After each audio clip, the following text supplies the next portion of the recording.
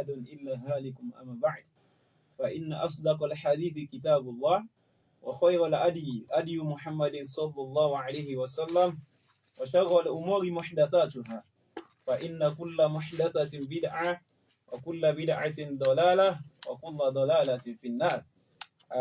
السلام عليكم ورحمة الله وبركاته. السلام ورحمة الله وبركاته. Akíra wa káàbọ̀ sórí ètò yìí ní ètò Fáàmù Sálàfí Sálíhì, eléyìí tí a ti ń gbàlejò àwọn àfáà wa gbà Fadilatul Ustaz Sheikh Bashir bin Abdul Ghani Abu Fatima Ofiahan, Imam Masjid Salam, hafidhahullah wa ra'ah. Kó má ṣàì jẹ́ kí a rí lórí dáadáa pẹ́, kó ṣe àlékún istikọ́mà. Àwọn tí wọ́n máa bá wa ṣe lálàyé ní orí ètò fún talẹ́ tòní, òun náà ni ń tá a mọ̀ sí àtàṣàbùhù bilkufar, ìmọ̀ àkọ́ṣe àwọn tí í ṣe mùsùlùmí nípa ẹ̀sìn wọn. Àwọn àlàyé ó máa lọ lórí ẹ̀, falyatafaddal mashkuran ma'juran.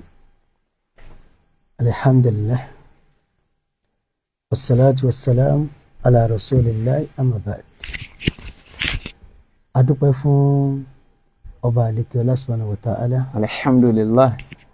Àìsàn tọrọ ìkẹ́ àti ìgẹ̀ fún ànábì wa Muhammad sallallahu alaihi wasallam àtàwọn ará ilé rẹ̀ àtàwọn tó bá tún tẹ̀lé orípa àti tí ó fi di ọjọ́ ẹ̀san. Kọba àlékè ọlá subhanahu wa ta'ala kó kà wá kún ẹni tó jẹ́ pé in tí ó wù á jù, ń tá nífẹ̀ẹ́ jù lọ ìrànwọ́ àbáàtìnà ní kọ̀kọ̀ wa àti ní gbangba náà ni ìlànà Nábì wa Muhammad sallallahu alaihi wasallam. Torí pé ìjọ kan bí ẹ jẹ́ pé gbogbo tí a bá wò mú wa, oko wa ni, oko ilé wa ni, oko ogun tá a mọ̀ sí tá a lè pè ní dúkìá oko wa, gbogbo tá a pè tá a mọ̀ ní nǹkan míì ó tún kó gbẹ wa, kò sí tí ó wúlò fún mi àfi nǹkan ẹyọ kan náà ni ó wúlò. Illa man ata Allaha bi qalbin salim. Nǹkan ẹyọ kan tí ó wúlò náà nù. Tá bá ti wá mọ̀ bẹ́ẹ̀, àfi ká máa lépa nǹkan, àfi ká sì máa wá nǹkan yẹn kiri, torí ọjọ́ tó jẹ́ wípé gbogbo nǹkan ta ní ò ní wúlò fún wa. Torí ọmọ mi ni, torí ìyàwó mi ni, torí bàbá mi, màmá mi, ẹbí mi, ọ̀rẹ́ mi, ẹ̀gbọ́n mi ni, àbúrò mi ni, aládùúgbò mi àbọ́kọ mi àbí ìyàwó mi. Ìjọ́ kan bẹ́ẹ̀ ti gbó ní wúlò. Torí pé ọba aláàgán sọ pé yawma yafirul mar'u min akhihi. Ọmọ yìí yóò sì máa họ fọ́mọ ìyá rẹ̀ báyìí. Wa ummihi wa abihi. Kódà màmá rẹ̀ àti bàbá rẹ̀ yóò họ fún. Wa sahibatihi wa banihi. Kódà ìyàwó mi ni, ọ̀rẹ́ mi ni, kódà ọmọ tó bínú tí ń torí ẹ̀ pé tí ò fi ráyè ẹ̀sìn yóò họ fún jọ́nà. Kulli mri'in minhum yawma idhin sha'nuhu yughnihi. Torí pé níjọ́ ni kálukú ẹran pé tèmi ti tó mi lẹ́rù mọ́ dìkun. Ọjọ́ ni ó ṣẹlẹ̀. Kò wá sí tí ó láyàn jọ àbí kó mójútó ìsìlámù rẹ̀ dáadáa látàyè mi. Ẹ dákun ẹni ń padà kí n lọ tún ṣe kàlà. Kò ṣeé ṣe mọ́. Ó ti bọ́nu. Ìyẹn ti lọ́nu. Kó wá tó di pé yóò wá bọ́ ẹ wá jẹ́ ká sáré. Ká má di adọ́run mọ́tọ́. Èyí ń lò dájú fún wa. Ẹ má di ara kò gan o, ká sáré. Káyìtì lọ́bi tí ọkọ̀ ọ̀la wà, ọkọ̀ oríire, ọkọ̀ yọnú, ọkọ̀ òjèrè látàyè kó tó dijọ́ àlìkíyámà, ẹ̀dá ìtìsáyé lọ́bẹ̀ náà ní ẹ̀sìn Islam.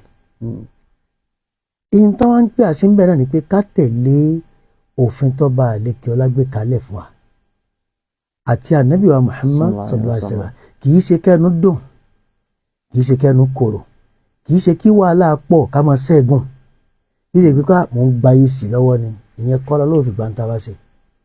Ìntà ló fi gbà ni pé kíni kó ṣàṣedé ìlànà ànábì wa Muhammad sallallahu alaihi wasallam. Tó bá ti lè yẹ gẹ́rẹ́, wàlẹ́ àwọn bàbá mo fi jọ lágbolé, wàlẹ́ àwọn ìyá lágbolé mo jọ ládùúgbò wa, àwọn àbá yẹn yàkuyà mo fi jọ wọ́n bá náà ni. Wàlẹ́ nínú olùwà àwọn gbóná kọjá gó, kò rán pa níwájú ọba tó dá wa. Torí pásìkò tá a wà yìí, ẹ̀sìn Islam ń lọ lẹ́gbẹ̀ẹ́ kan, àwa náà sì tún lọ lẹ́gbẹ̀ẹ́ kan. Ẹ̀wọ̀n gbà tá fa orílẹ̀-èdè wa kan tí ó kọrin tí ó tó dárin kan ni. Wọ́n ní wala aiba fi Yorùbá siwa anna dinahum. Ó láàtà jẹ́ Yorùbá kò sú sán, ní ìyọnu kankan fa. yàtọ̀ sí ní ta fi níjọ náà pé ẹ̀sìn Islam wáyé nínú ẹ̀sìn Islam yìí náà ni kadini nasara la kadini Muhammad. ó ní gbogbo ọ̀nà pátápátá àìfijọ́ tànábì táwọn ẹlẹ́bọ ní máa ń wà kó jọjù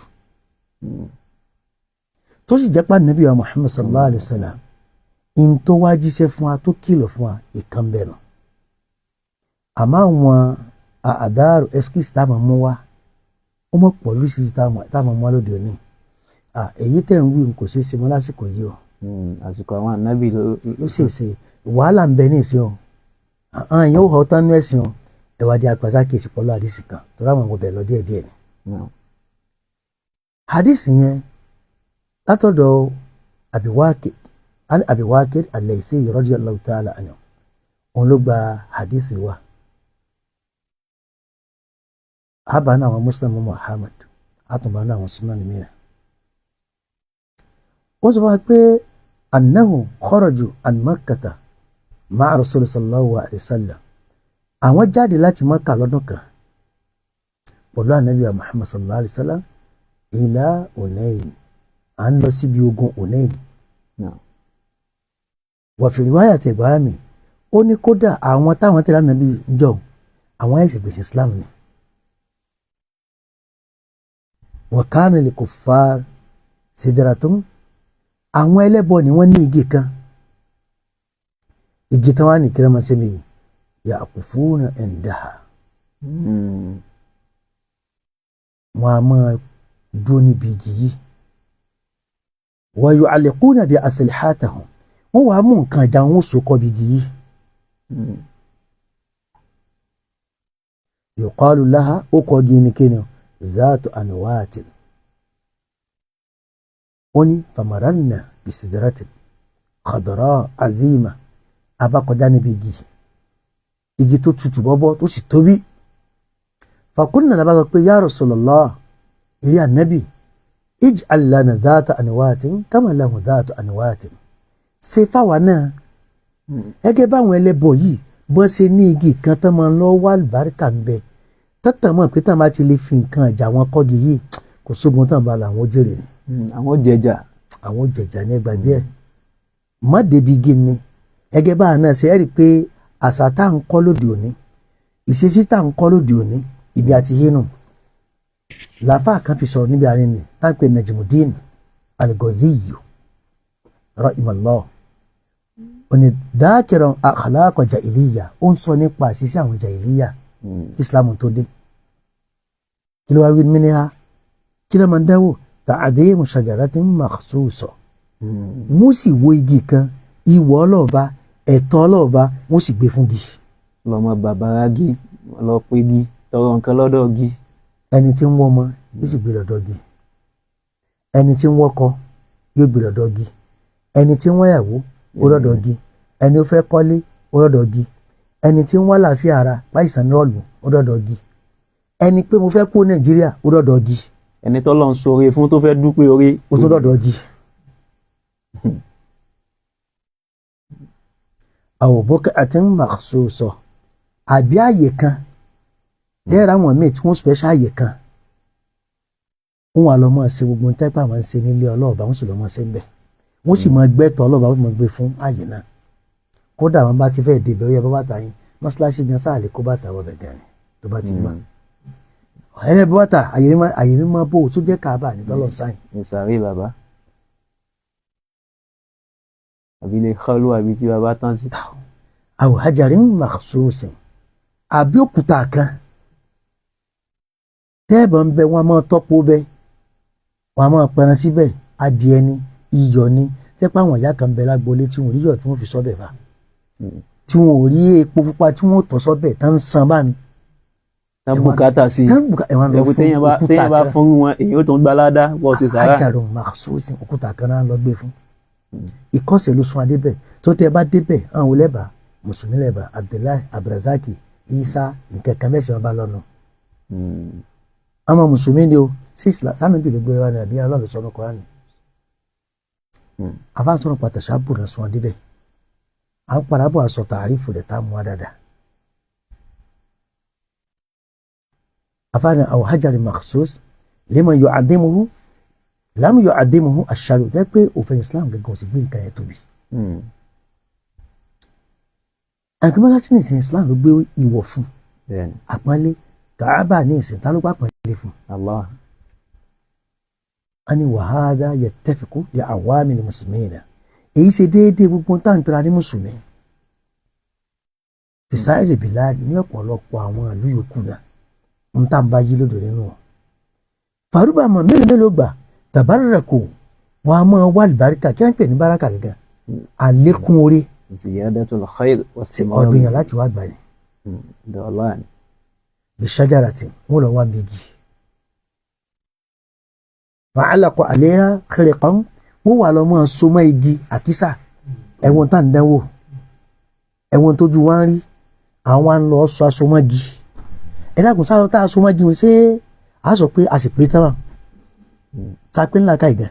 ọlá pé di wà ń hòhò ni so wọn wá fẹ́ dá sí ríbogi. bí ẹ̀ bá wá ti fíìmù gan fún ọ̀ pé wọ́n á ti fíìmù èwo tún lè yàn èwo lè yàn ìlú tó má yẹ ti ń dánrú ẹwú aburú máa ń wọ ọbẹ̀ káyìn ni oore tán ti rò pọ́n àti rí wọn yóò pàdé ìdàgbàsókè tó pé à ń pa àjànú wọlé àjànú òsèlè báyìí ṣe ìka fi kó padà dábúlẹ̀ kalẹ̀ sí yín wàhálà fìtínà àwọn tánímájà òpó àjànú nìkan fún yín ròyìn ẹni náà gbọ́ ẹ lọ wòlú tẹ́ pé wọn ò ní sẹ́ méjì ń tán dánwò nù ẹ lọ wo bó ṣe rí bó làwọn ọmọ wọn ṣe ń rí bó làwọn èèyàn bẹ ṣe ń rí. eléré tá a lọ máa kọ́ sí àṣàkáṣà aṣọ àdèmàjì séyìn wá ní ká wí nìyẹn séyìn ní ká máa lówó ni séyìn ní ká máa tòsí ni só ní ká so mọ́ àkísà ní àtẹwàábì nínú àwọn aṣọ wọn so mọ́ nǹkan yìí wàrúbà máa ń tọ́ fún bìhà mélòó gbà wọ́n tún máa rọ kiri káàrẹ̀ gan. wọ́n máa yípo ogi wàtàmọ́ sàḥú wọ́n lọ máa fọwọ́ pa wàrúbà máa àdọ̀mú ba'da al-qubur mélòó gbà tẹ́ kí wọ́n tún máa gbé tóbi àwọn apá kan sàárè. àwọn apá kan sàárè à ń rìn náà téèyàn lọ bí sàárè tó pọ̀ ọmọ ní bàbá ọmọlágbédè o ẹlòmíì bá kó omi sàárè tá a tún dúró bẹ nígbà táwọn bá sì ń ṣe kílímọ sàárè ògọ àyà anagi wọn á fi kó ń tiẹ ẹdáhùn sí àbá ní ònàwó sàárè tẹ́lẹ̀ nàbí àbí ọ̀rọ̀ tí ò bá làákà ìdààmú. sannáwó lọ́rùn. àbá ń sannáwó lọ́rùn àbí wọn ní òtí lọ́nà ẹ̀dá kan wọn á máa lọ dáwó sórí sàárè ọlọ́mọdé á kú lórí fa àìmọ̀kan máa ń da ọpọlọ èèyàn rú ni àìmọ̀kan sẹ́ ì máa ń da ọpọlọ èèyàn rú tó tọpọlọ èèyàn bá pé ni kí ló fẹ́ sun ọmọ dáwó sínú sàárè sókù tó kú sí yóò náà ni wọn ni wọn máa gbé sàárè tó lè pọlì màṣáàhì àtàwọn nǹkan míì náà tí ẹ pé nǹkan àpọ́nlé tọ́lọ́ gbé pẹ́lí fún ẹ wọ́n sì lọ gbé sípò tọ́lọ́ gbé sí wọn á kà fún àléhà fi ba'dil ayyam wal layali wọn ò lọ dúró ń bẹ̀ tí wọ́n takùtì náà apá kan ọjọ́ àbá apá kan òru gbà míì ibi àwọn nǹkan wọ̀nyí. wàrúbà máa ń tamassahu bisuturi mu'allaqati alayha kódà àwọn kọ́tìn náà fi kọ́ ẹ wọ́n tó lọ́ fọwọ́ pa wọ́n fẹ́ gba àlùbáríkà.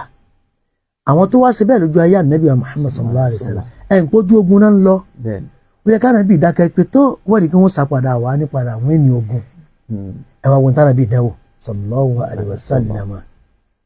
nígbà tó rí pé ibẹ̀ fánàbí Muhammad qala rasulullah sallallahu alayhi wa sallam qultum anábìlẹ̀ ti wí o walladhi nafsi biyadihi mo fi ẹni tí ẹ̀mí mi ń bẹ lọ́wọ́ rẹ̀ mo fi búra kama qala qawmu Musa ẹgẹ́ báwọn ọjọ́ àgbẹ̀ Musa ṣe wí ẹ̀yìn náà ti gbé báyìí ij'al lana ilahan kama lahum aliha sọ́ọ́rí ìyẹn sọ fún Musa nù pé sọ́ọ́rí bí àwọn olóòṣà ṣe ní nǹkan kan tí wọ́n ń pè fáànà ní nǹkan ní káà náà máa pè náà káà náà bí ó ṣàkalẹ̀ káà náà máa bọ́ ká máa ṣe báà náà ṣe ń wá lóde òní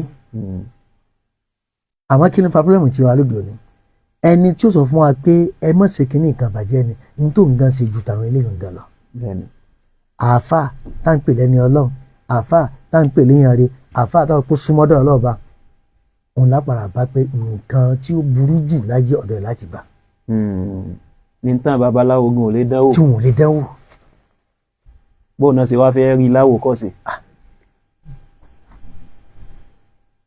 qala innakum qawmun tajhalun anabi Musa ló fún wa pé aláìmọ̀ká anabi wa káyà yìí fáwọn sàhábà tó yọ lójú ogun. sallallahu alaihi wasallam. ànábì ṣe kíni ó kà fún wọn kán lè bá a mọ̀ yìí pé ẹ má lọ kọ́sẹ̀ tẹ́ ẹ fẹ́ kọ́sẹ̀ yìí ìwà bàjẹ́ ni ànábì wa ni innaha la sananu ànábì ní ìlànà ni o innaha la sunan níbòmí pé ìlànà ni o la tarkabunna sunnana man kana qablakum sunnatan sunnatan. ànábì lẹ́ẹ̀mọ̀ tẹ̀lé gbèsè àtúntò ṣáájú yín ní àwọn tán wùwàkuwà yẹn ìyẹn ni ó máa wù í kẹ́kọ́ ṣe ni ó sì máa wù í kẹ́ ṣe ní gbèsè kọ̀ọ̀kan bá ṣe ń ṣe lẹ́fẹ̀ẹ́ máa ṣe. tí ìbá ṣe bẹ́ẹ̀ ọkùnrin ṣe ń bọ̀ tà ti ń dirun ṣé ànábì ló ṣe bẹ́ẹ̀ ni àìgbọ́ra ti mùsùlùmí lè fi ń bá yò. tó ní ó ní nǹkan tí ó dé àti tó tú. ẹni tí èsì mùsùlùmí ọba àwàpọ̀ wọlọmọ tó bù ọ́ ọba wàpọ̀ ní ìsìnkú sí tó kàn wọlọmọ ibi tó ti kọ́ wíìrì tó fẹ́ dánwò. àmọ́ mùsùlùmí là ń bá kí ní dirun sí ọkùnrin tán bímọ tán sọjọ́ keje rẹ̀. ń lutí. àwọn lutí láì sí obìnrin wọn tún lu múnì sífà. nígbà pé ẹ̀sìn Islam ṣe sọ nǹkan kan pa gbọ̀n kan ìbàjẹ́ ìwà pọ̀ láwùjọ wa. tó yẹ pé Ànábì Muhammad sọ wọn pé man tashabbaha bi qawmin fahuwa minhum àdìsí Abdullah ibn Umar. ẹni ó bá ilé kọ́sì ìjọ kan àwọn tó kọ́sì náà wọ́n dàbọ̀ àmọ́ ìran àwọn ẹlẹ́sìn wo lábẹ́lẹ̀ sọ pé bóyá àwọn òwò náà ń dáwò ṣé mùsùlùmí ń dáwò àbí wò ni náà máa ń dirun bẹ́ẹ̀ àbí ní ọkùnrin máa ń lu etí ń bẹ̀. yóò wá wúkálukú wa ìwọ tó ń jẹ́ Abdullahi tó ń jẹ́ Abdulrazaki tó ń jẹ́ gbá tó ń jáwò kán á dà papọ̀ mọ́ àwọn tí kì í ṣe mùsùlùmí. kí ni ìgbádùn ayé tó di pé lọ́run òfò lèyìn ó ṣe. ọlọ́mọ jẹ́ kárí ẹ̀ kó dáa. ló fi jẹ́ pé àsìkò táwa yìí wọn a máa kọ́ ní December má dé àmẹ́rù lọ Allah tàṣàwùmù ló la kò lágbára kankan kò ní kíni kò lágbára kankan kò láburú kan tó lè dá mú wá tó fi kàyàn àbí tọ́lọ̀ bá kọ́ mọ́ yàn. September, October, November, December oṣù mẹ́rin lára. Ànábì ti sọ fún àwọn àdìsọ yìí lábàá Muslim àti Bukhari ó ní làṣàfà oṣù torí pé lábàá kí Islam gbà Islam ẹsẹ̀ ń bọ̀ náà kí Islam padà dé bọ́ oṣù Safar ní àwọn náà máa fi ń dábàá bú. Ànábì yẹn ti wọn pé làṣàfà ẹ má fi kò já mọ́ anything bẹ́ẹ̀ náà lásìkò táwọn náà December ò já mọ́ kankan pé yóò aburú ní òkò wa ni kò lè ṣe kì í sáza mùsùlùmí torí pé a padà débẹ̀ tọ́lọ́ má kádàrá sígbà táwọn bí n sọ̀rọ̀ pa kádàrá àbí gbà tọ́lọ́ ń sọ̀rọ̀ kádàrá wá sọ pé wá ti December o aburú àjì kádàrá padà so ó wáyé mẹ́ni. ń la àfáàjì sọ pé palẹ̀ mọ́ àfáàjì máa ń sọ fún pé palẹ̀ mọ́ tètè máa wọ́ fún ni o níbo ni kò palẹ̀ mọ́ lọ a fẹ́ parí ọdún tèwé rẹ kù. àkànṣe àdúrà ńláńlá. àkànṣe àbúrú ńlá ló fẹ́ gbé kàyé lẹ̀ àkànṣe àbúrú ńlá ló fẹ́ gbé kàyé lẹ̀. ó fẹ́ 419 wá ní. 419 gan kò náà torí wípé ẹ̀ lè bá ń bì kankan tọ́lọ̀ wọn sọ bẹ́ẹ̀ bá nàbí sọ bẹ́ẹ̀ wípé oṣù yìí o yóò jí kádàrá padà àbámọ̀ tán pé ọ̀rọ̀ kádàrá mọ̀ nífa tí ẹ pọ́ lè sọ̀rọ̀ dẹ lórí ibú látàyé ń bì tó pé láyé Abdullahi ibn Umar àwọn tó dábàá kádàrá kí ló wí fún wọn tẹ bá ná gbogbo tó tó kéwùdù ẹni bá lọ sáré wọn mọ̀ ó tẹ bá gba kádàrá gbọ́ tó jẹ́ góòdì gan Ọlọ́run ní gbàǹpá àtẹ̀sẹ̀ ẹ wọ́n báyìí ṣe kádàrá sí lóde òní kí ló sọ arí bẹ́ẹ̀ àtàṣàbù náà ní kọ́sì burúkú ni torí pé tí mùsùlùmí gbọ́dọ̀ tẹ̀lé náà ní tó bá bá nu kitab wa sunna Ọlọ́run sọ ànábì sọ ń bo láti wá rí ngbà ẹni ká fà wá púrúfẹ̀ tó fi wá di pọ̀ ń so mọ́ pé wọ́n yí kádàrá padà ń bẹ̀ yẹ kí kọ́ba àlékèrè kó sànù wa kó fún alágbọ̀ọ́yé ẹ̀sìn rẹ̀ kó má jẹ́ kẹ́sìn dàrú máa lọ́wọ́ ẹ má dàá máa wò pé Islam ò le tó bá ń fa ṣé dákun ṣé ìwọ náà fi rán ni wọn ò fi ràn náà ìyìn tán ní kí o bá tẹ̀ ní pé al-kitab wa sunna kí ni Ọlọ́run sọ kí l'Ànábì sọ òun ní ká tẹ̀lé gbàgbé yòókù wàláì bàbá kò kí ó kò béèrè wàláì wọn ò wí bẹ́ẹ̀ ẹ̀hán ṣe bá nìyàn sàn l'Ànábì ni wàláì aláṣà láti wọn ò wí bá wọn sì ń bẹ̀rẹ̀ àjẹ́ sọ ọlọ́bọ ni tó o fi ń lè gé fún ahọ́n bá àwọn wàláì bàbá ẹ̀bẹ̀ lé wa kó lọ́n tó ẹ bá mọ tán náwó gbà tán kú tán gan ẹ dákun ṣé àjà náà ò lè gbáwò èèyàn wọ̀ ni kó dán mẹ́wàá wò ni wọ́n ní pé kọ́ bá lè kíra kó sá kó má jẹ́ kára kó àṣà burú kí tó kó má fi kàn wá kó sànù wa. Jazakumullahu khairan à ń bi Allah subhanahu wa ta'ala kó má ṣe bá wa san àwọn ustaz wa ní ẹ̀san olóore. Fún àǹfààní àwọn ará ilé, wọ́n lè ní ìbéèrè kan àbí kejì láti bi àwọn ustaz wa, kí a pè sí studio line 08141326576, lẹ́ẹ̀kan sí 08141326576 àbí 08051151511. Now ọ̀rọ̀ nípa tàṣàbù tá à ń bá lọ ẹ̀ẹ́dẹ́ ká lọ sọ́ra bí. Wa alaikum assalam wa rahmatullahi wa barakatuh. Wa alaikum assalam wa rahmatullahi. Ẹ ti wọlé? Yes, kí ni ìbéèrè yín? Àmín.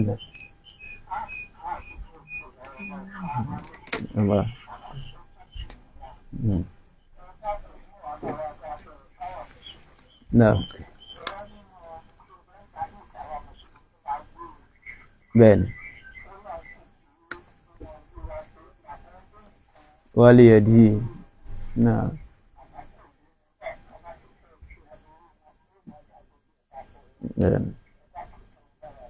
Ẹsẹ̀ gan. Lọ́wọ́ rẹ̀. Ẹsẹ̀ gan. Àwọn ọmọ wa ìmọ̀ràn náà tó wà.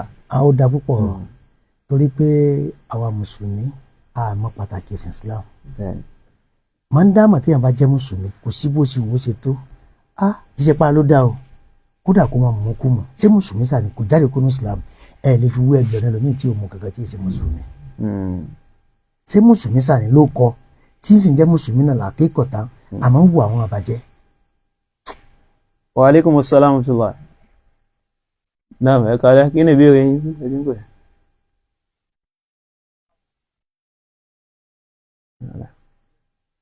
Àmín. Ẹ̀yin náà. Ẹ̀sìn gan. Ọlọ́run bá dúpẹ́ fún yín. A lè fi wé nǹkan kan àmọ́ jọra pa àmọ́ yìí ń ta gbé dání. Òun ló dé kódà ìgbà pé à ń ṣe bó ṣe wà. Àmọ́ kálá àmọ́ yìí ẹ̀ ní mọ̀ pé gbogbo ohun tí èèyàn bá mọ̀ yìí ẹ̀gbọ́n yẹn sì máa ń gbé tóbi tóbi. Ìbá ní lágbájá ó kàwé ó parí skul à ń fẹ́ fún iṣẹ́. Kò ní sùn tí lè mọ̀. Kí ni mo ṣe? Tí yóò máa jóra bí yóò máa kọ́nà bí yóò máa ṣeré lásán. Ìdùnnú lórí ìdùnnú. Àwọn ìsẹ̀ẹ̀dà àwọn ìpalẹ̀mọ́ oríṣiríṣi nígbà tá àmọ́ ìsìlámù lòdì apalẹ̀mọ́ ni òdì á sì kà kún ká pàtàkì ẹ̀. Àmọ́ kálá àmọ́ ni a mọ̀ pé góòdì ní bẹ̀lẹ̀ wa kì í ṣe pàǹdà. N ò tún á ní máa gbé bóyá kì í ṣàwá fún àká góòdì ní bẹ̀lẹ̀ wa àwọn àgbà kì í ṣàwá àtúnwá àgbà kì í ṣàjú góòdì lọ sẹ́yìn pé sóbà làákà ìmọ̀ yìí. Ló fi jẹ́ wípé kọ́ba àlẹ́kẹ́lá kó sànù wa ẹ̀dí àmọ́ yìí ẹ̀mọ́ ìtàṣàbù rẹ̀ nǹkan burúkú ni. Ní ìsìn tẹ́ bá padà bọ́ gbòrúngbà bá ń débẹ̀ á bẹ̀rẹ̀ sí yín pàápàá ẹni tẹ́ bá ń bẹjọ́ mùsùlùmí ni. Bá a bá sì ń sọdún léyà nírí lágbájá tí ì ṣe mùsùlùmí kó bá a dá sí. Kódà wọn gbà pé ẹran tá à ń dùn gan-an. Mo ò tún ní fẹ́ jẹ́. Àfihàn rúbọ ni. Alẹ́ nìkan ti challenge mi rí tí mo ní Ànábì Ibrahim bàbá ńlá bàbá àgbàgbọ́ òun lẹni tó kọ́kọ́ fi nǹkan yìí ṣe ìjọsìn sọ́dọ̀ Ọlọ́run. Ṣé ó wá pé Ànábì Ibrahim tó jẹ́ Abraham sọ pé ní ẹlẹ́bọ ni? So bó ṣe dákẹ́ náà. Ọ̀nà pé àmọ́ yìí rẹ̀ ló fà fún rẹ̀. Ànábì Muhammad sallallahu alaihi wasallam ń sọ fún níbi àdìsí mi tábà ní sahih Abu Hurairah ló gbà wá. Ànábì ni la taqumu sa'a àkókò àlìkíámọ̀ ò ní kó dúró. Ayé ò ní parẹ́. Yàtọ̀ pé ayé wa tán. Hatta ta'khudha ummati. Ànábì títí tí jọ mi tẹ́ rí tí wọ́n fi máa mú. Bi aqdi al-quruni qablaha. Tí wọ́n fi lọ mọ́ kọ́sẹ̀ àwọn àṣẹ tí kì í ṣe èsì mùsùlùmí àwọn tó ṣáájú wọn. Shibran bi shibri. Tán bá gbé dèdè ọmọ níkàkan níbi àṣàkáṣà ìwà burúkú ìwà bàjẹ́ mùsùlùmí ló wà lóye làánú ṣe. Sẹ̀ǹpẹ́sì bẹ́ẹ̀ ṣe bẹ́ẹ̀ nìsín ẹ dákun kí ni mùsùlùmí ń kú sí tá à ń gbé fọ́tò rẹ̀ ta táwọn lọ sáìn. Ẹ dákun ṣé tí wọ́n fi sáyà lálẹ́ yẹn nínú sàárè nù pé ó mọ jágbe àpò èèyàn ṣé wọ́n fi gbà wọlé ní sàárè. Àbí táwọn èèyàn bá kọ́ nípa rẹ̀ láyé bóyá náà ni ó fi rọ́nà lọ wájú Ọlọ́run. Àṣà burúkú ń bẹ lọ́wọ́ wa àkọ́ṣe burúkú ń bẹ gẹ̀fà. Ẹ wàá gbé sáńbọ́ọ̀dù ẹ wàá gbé fọ́tò rẹ̀ wájú ilé wọn àmọ́ sáìn agbada wa kí ọ ẹ dákun tó mọ́tẹ́yìn àṣì ọ̀rọ̀ tí ò bá láàka ìmọ̀. ìyìn tí ó bá pàdé wájú ọlọ́ọ̀bá yanjú èyàn fa ẹ wá lọ kọ́sẹ̀ ìṣesí jákujàku kan kí ló kẹ́ mùsùlùmí pẹ̀lú yẹn ni. àwọn níbi sọ fún ọ ní bàbá gbé kó náà èdè ọmọ ní kàkan náà ṣe ń bàjẹ́ àwa náà ṣe ẹwú bí ìyàwó yóò pọ̀n ya ìyàwó rẹ̀ àwọn náà mùsùlùmí náà bá bẹ̀rẹ̀ ẹ̀rá kí ló kàgé kí ni ìyọ̀n náà ẹ̀rá kùn kí hàn pàkánà máa dá kí lè yọ̀n náà.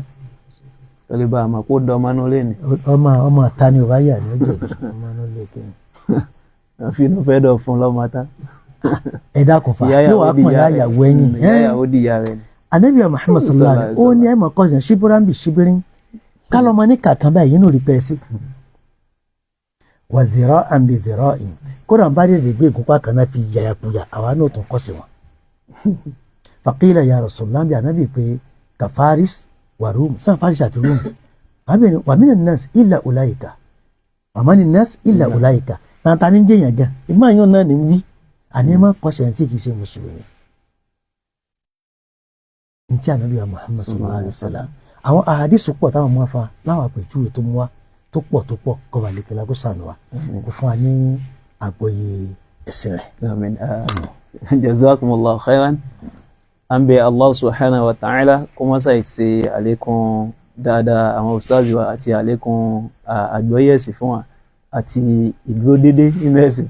Táwọn bí Allah subhanahu ó dàbí kí wọ́n má dákẹ́ má pẹ̀lú ògùn Ọlọ́run ọjọ́ wa ti lọ.